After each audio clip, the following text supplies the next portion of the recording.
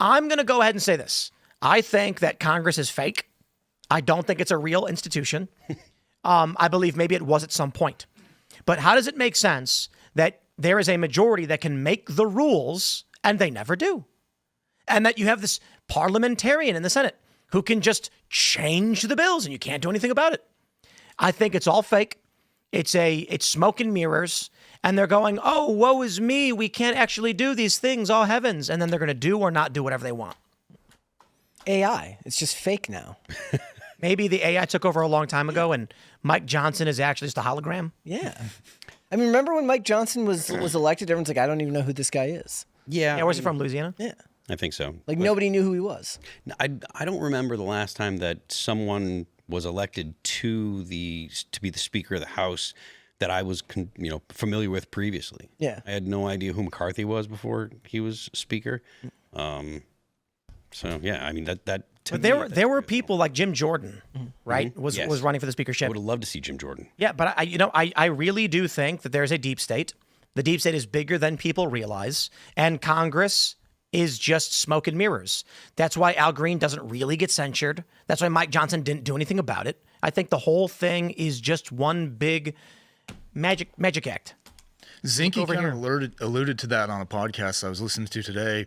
He was saying, Congressman Zinke from Montana, he was saying that he knew that the deep state was real and that it was a swamp, but he didn't realize how big the deep state was. And he said something to the effect of, I thought I needed hip waders, but what I really needed was a boat when I got there. So he's kind of saying the same thing as what you are. Like, why is Mike Johnson bringing all the Democrat bills to the floor, but not the Republican, not the MAGA ones? And it's just all fake. Can I ask a question on this, though? Which particular revision that happened in the Senate is the one that's holding people up now? Because as far as I understand, the spending didn't change from the bill that got passed in the first reconciliation sent up to the Senate. The spending levels were the same, right? There were goodies that were placed in it for conservatives, like the Hearing Protection Act and the Short Act. Yeah. And I believe that's largely gutted now. Yeah, it's only they've made the tax $0, but you still have to register and stuff. But and we will save a little bit more on this. But the update on the gambling provision is that the parliamentarian added in a poison pill, which I think nukes the bill no matter what, or destroys the Republicans' chance of winning in the midterms. So we'll get more to that. But basically, there have been changes made to it at the Senate level where you're going to get a ton of Republicans to be like, absolutely not.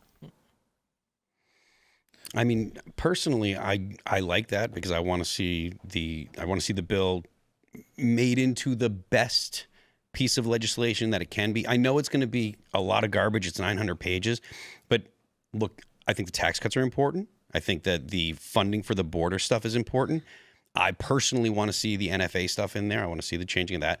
I don't want to see illegal aliens getting Medicare or Medicaid. I don't want to see the United States continue to have policies that attract illegal aliens, that make it attractive to come here illegally. I want to see changes that make it more difficult and that disincentivizes.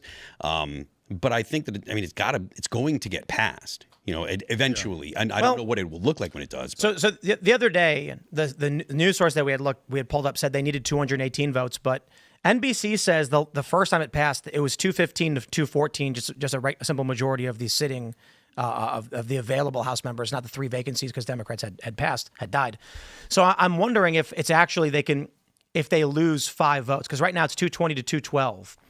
So there's a certain amount of votes they can lose. I think it's 3 or 4. I'm fairly confident in the House it's just simple majority is all they need. Mm-hmm. But to your point, we need the money for deportations and on the Medicaid, Medicare, all that other stuff. What is that, like 60% of the budget right now is social programs? Always going to be. And we're addicted to it. No one's ever going to reject it. But if you have 50 million, I'm just throwing a number out there that I've seen. If you have 50 million people and some percentage of that is illegally collecting benefits off of there, I mean, you're reducing your spending just by getting rid of those. Do we have the estimated number on the getting illegal immigrants off of Medicaid? I've seen, I don't have a solid number for you. I've seen varying numbers. I've also talked to a person inside the government that told me that they they have better estimates of how many illegals are here than they put out in public. I have no idea if that's true, but I had a person tell me that. I just say we should get rid of all entitlements. No bridges, no roads, you know. Yes. No, Everybody has to make their own killdozer. No more science experiments on rats, making them swim.